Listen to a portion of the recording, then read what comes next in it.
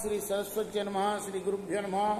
భక్తులారా, వాల్మీకి మహర్షి రచించిన శ్రీమద్ రామాయణం యథాతథంగా చెప్పుకున్నాం. ప్రతి శ్లోకం దాని అర్థం.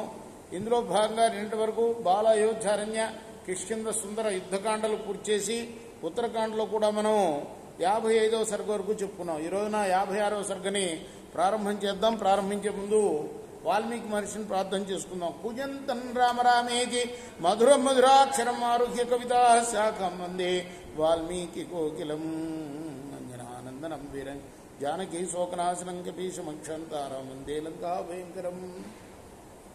సదా నింబవృక్షస్య మూలాధివాసాత్ సుధాశ్రావిణం తిక్తమప్యప్రియంతం తరుం కల్పవృక్షాదికం సాధయంతం నమామీశ్వరం సద్గురు సాయినాథం సమర్థగురు సాయినాథ్ మహారాజ్ కీ జై.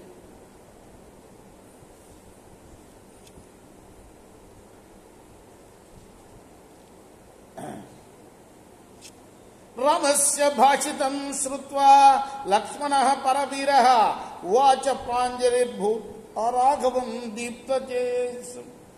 లక్ష్మణుడు రాముడి మాటలు విని అంజలి ఘటించి రాముడితో అన్నాడు, నిక్షిప్య దేహౌ కాకుత్సా కథంతో ద్విజపార్థ్యో పునర్దేహేన సంయోగం జగ్మతుర్దేవ సమ్మతౌ.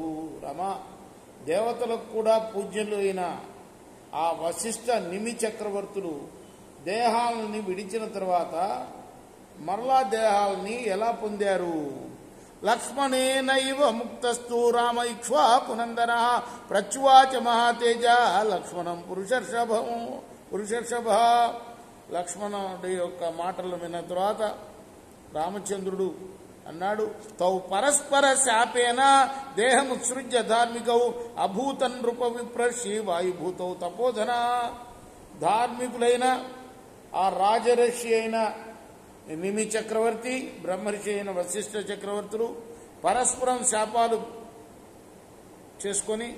ఇచ్చుకొని దేహాలను విడిచి వాయు రూపంలో ఉన్న ముళ్ళుగా మారారు.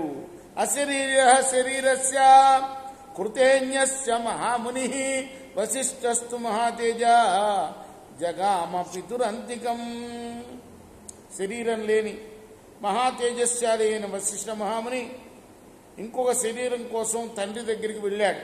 సోభివాజ్య తతపాదో దేవదేవస్య ధర్మవిత్ పితామహమధోవాచ వాయుభూతయితం వచ. వాయువుగా మారిపోయిన ధర్మం బాగా తెలిసిన వశిష్ఠుడు ఆ దేవదేవుడి పాదాలకు నమస్కరించి బ్రహ్మదేవుడితో ఇలా అన్నాడు. రేపు మనం 7వ శ్లోకం నుండి కొనసాగిద్దాం. కృష్ణార్పణమస్తు. సాయి కృష్ణార్పణమస్తు.